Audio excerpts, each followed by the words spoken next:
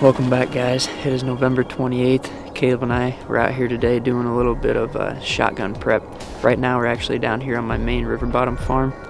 We're actually standing at some beans that I planted earlier this spring, and I elected to leave this fenced off until late November, and I just took the fence down, so we're gonna go ahead and get some cameras on here. I know there's actually some shooters showing up in the area, and we got 3 or 4 targets we're gonna be after next week, so we're gonna spread a bunch of cameras over these plots, figure out where these deer are coming in and out of. And then when we're done with this farm, we're gonna head down to Kaleb's. So it should be a pretty fun day, getting cameras deployed, and looking forward to next weekend. It is December 5th. Today is Iowa's first season shotgun, and we're actually out here this afternoon down on the main river bottom farm that I hunt.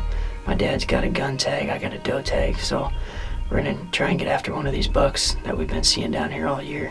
Hopefully we can get it done tonight, but looking forward to it. If we don't get one tonight, we'll be back on that bean plot tomorrow night after that 10.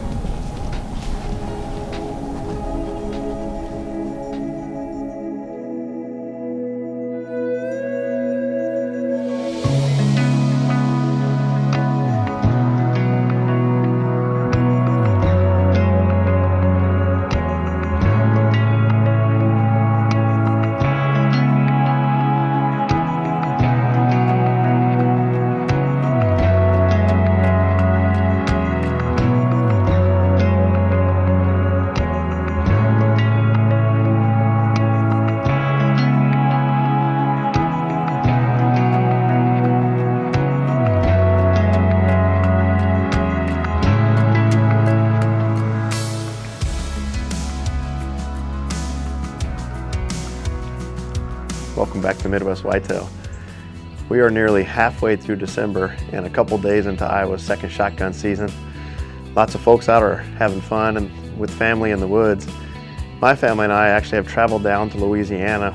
We're at the famous Honey Break Lodge, and we're just spending time with friends and family and also working on building some partnerships. Normally this time of year I'm focused on getting the wife and kids out back on the farm in Iowa. When December rolls around and as we push through to the end of the year, my strategy is to focus on the deer transitioning back to food and really keying in on the big weather fronts.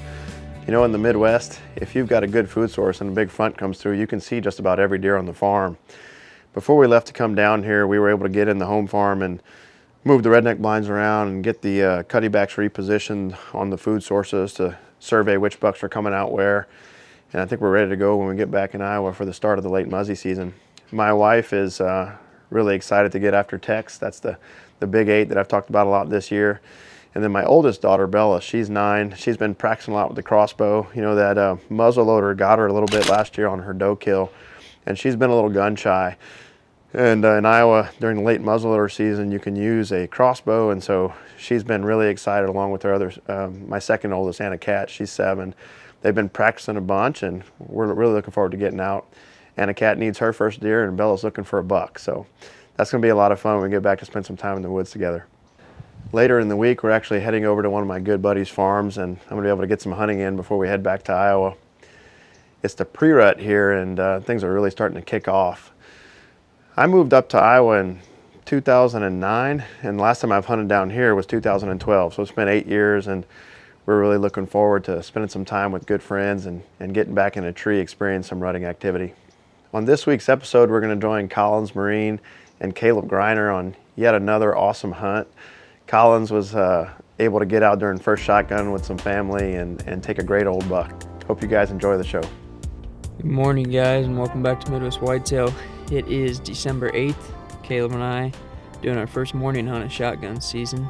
Been hunting down here on the main river bottom farm with my dad the last couple days. Took yesterday off, and we're having a little bit of trouble getting on these deer, just unfortunate circumstances. So we got 2 days left, so we elected, my dad's gonna go to one end of the farm, go after that older buck, and then we're gonna come on this end of the farm and see if we can't get after one of those 8s or one of these other mature deer. And otherwise, another deer that's been in the area is that wide short tine 10. So obviously my dad won't be filming it, but Kaleb's with me today, so we're gonna try and get as much as we can. We're actually gonna be on the ground trying to catch these deer as they come back to bed from these ag fields to the north. With any luck this morning, we'll get them, but we're gonna actually get out, get dressed. We got about, I don't know, 50 minutes probably till good legal shooting, so we're gonna get tucked into a spot on the ground, but we'll catch back up with you guys when we get out there. Can we get where all 4 of these trees come together? Kind of like like right here, these clumps right here. Can we like get in those cracks? I don't know, what do you think? Is it a dumb idea?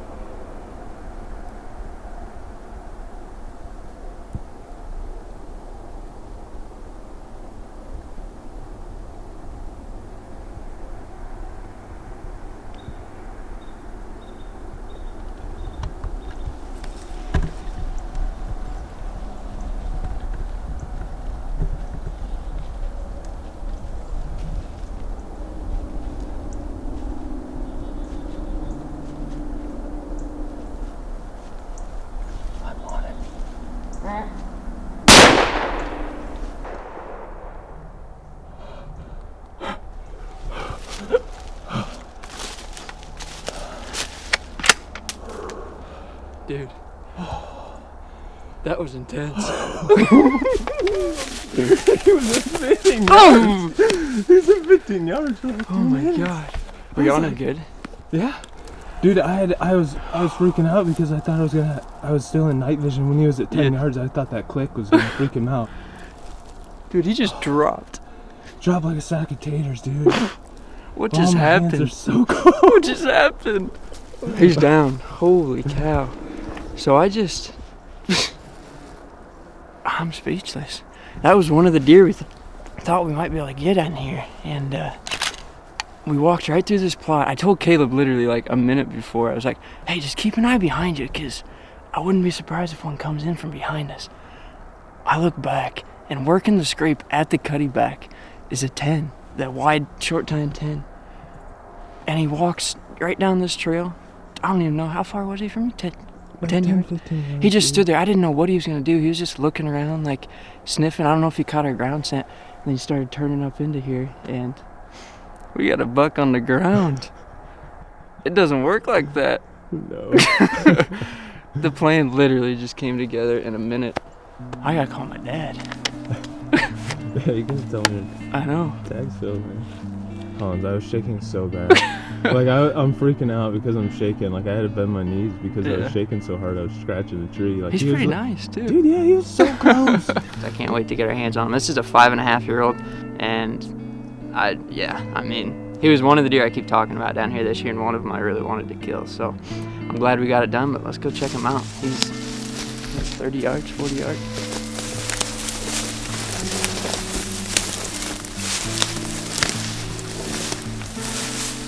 Like 20 yards.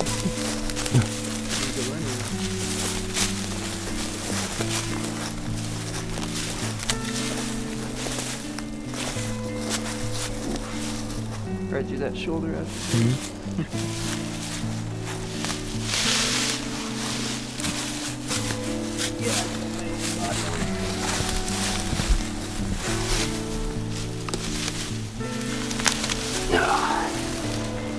There he is. He's such a cool deer. 5.5-year-old 10 point. Biggest he's been. Gosh, pretty coat on him too. All right guys, here he is. Just met up with my dad. Got him all tagged up, drug out here to this clover plot. This might look familiar. We've done quite a few hero shots and interviews out of this plot this year, and we finally killed a deer out of it too. You know, walking in this morning, me and Kaleb, we had a southwest wind. We got a lot of ag to our north, and we were hoping these deer, we could catch them working back into this bedding area. And thanks to the cutty backs, we've been watching them hit this clover plot about every morning for the last week or two. They've been on it really hard. A lot more deer than had been all year, and I think they're coming back onto this food, and they kind of use this as a staging area on their way back to bed. And I mean, I did not expect it to happen that quick. Me and Kaleb walked in through the plot, got set up about 50 yards off the plot just so that we could cover it with the gun. And I don't know, it's just funny how sometimes it works out like that. You know, we were down in the dumps after the last couple days of hunting, and to just be able to split up this morning, come out to a new area. I mean, we had a lot of intel and high hopes going into this spot, but for it to work out like that, and on a deer you got some good history with. This is a 5.5-year-old 10 point. We got a lot of season left. We got late season coming up. Depending on if I can get a deer pattern, might try and get Donovan out here soon, but it's been an awesome season. Cannot complain. Just looking forward to the rest of it. So thank you guys for watching Midwest Whitetail. All right, it's December 13th, and we're right in the middle of Iowa's gun season, so that means for me, I've been sitting out, getting other things done, but I actually just got back in from helping a guy recover a really big deer on one of the farms I help manage, so it's been a good week for the gun hunters. But this is a time of year where, first of all, I can't believe we're already thinking about late season, but you can't help but think back, wanting to get back into November again and get back to hunting the rut. And you start to reflect and look back at what you could have done differently. And for me, I don't know if it's maybe lessons learned or not, it's just more of a reflection, but I think this year I put a lot of stake in bucks that I'd hunted the previous year, expecting them to do something similar, you know, live in the same areas. And that, for whatever reason, it's been a weird year, and that just wasn't the case. Some of these deer, I just spent a lot of time just trying to be there when they showed back up, and they just never did. And when they did, it was just very inconsistent. So I think that's the biggest lesson learned, if you want to call it that, for me, is I wasted too much time on deer that simply weren't there. And I've done that before. You know, you get in this mindset of wanting to target specific deer, and if they're not there, you're just going to have slow hunting. I need to do a better job probably of adjusting, going to find other deer that are more killable per se. The one that comes to mind the most, I think, is Merino. This year, for whatever reason, he's been the least consistent on camera. He's been living somewhere else for sure. He's definitely not living on the farm. And I think I had him, you know, high on the target list just because we had a lot of encounters with him last year, but more than that, it was just a cool story, 4 years of history. And he just simply wasn't there this year. Just very, very sporadic. You know, we had one opportunity, if you want to call it that, on him. He never really got in bow range, but had a really good encounter with him. But other than that, he was just MIA. And that kind of translated over to some of these other target bucks. The Big Ten had some good encounters with them, and there was about a week stretch where he's very active and on the property. But he really didn't live in the same area that he did last year, and I just kept banking on that. So like I said, that's one of the biggest things I would change if I could go back and do November over again, is I would move on to a different buck that was more killable, more consistent, living in the area where I could actually hunt him. I still have a pocket full of tags for late season, and I really enjoy the chase aspect of it. I will never change that. It's the thing that always keeps me coming back. There's things that I could have done to put myself in a better position to kill these deer, but I like having the odds stacked against me. I like that these bucks win most of the time. I'm not hunting to put another trophy on the wall. I'm not hunting because I'm starving for meat. I enjoy the chase of it. I love bow hunting, and that's the reason, even though I could gun hunt this late season, I won't. I'll still take the bow just because that's what I love doing. So that's how I like to hunt, and I love chasing individual target bucks. I won't change that either. I just wish I would have put myself in a better position on a more killable deer that was actually living on a property I had permission to hunt. So that's the biggest lesson learned, if you want to call it that. But nonetheless, I'm really looking forward to the late season. If these bucks can make it through this next week without getting pushed out during the gun season, I think I should have a pretty realistic shot at least one of them. We've got a lot of good food, a lot of good cover, especially when it gets cold and snowy like this. The deer should push back in there. So I'm anxious to get back out. Next week we'll hopefully have a better idea of which specific bucks have made it through and can start talking about that and starting those stories back up again. But in the meantime, good luck if you guys are out hunting, and we appreciate you watching.